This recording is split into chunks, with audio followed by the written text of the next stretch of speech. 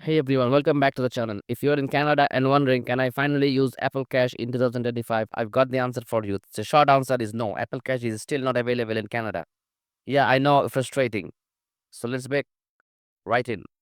Apple Pay, that's been for a while. It's widely supported by major Canadian banks like CIBC, TD, RBC, and others.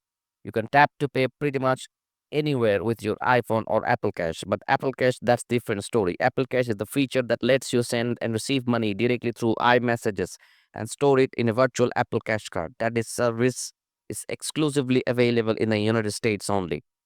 So while you can use Apple Pay in Canada to make purchases, you can't use Apple Cash to split a bill with friends or someone money like you can use in the US. Now you might be asking, is there any hope? Well, Apple has expressed interest in expanding Apple Card on potentially Apple Cash to the other countries, including Canada, but there is a catch.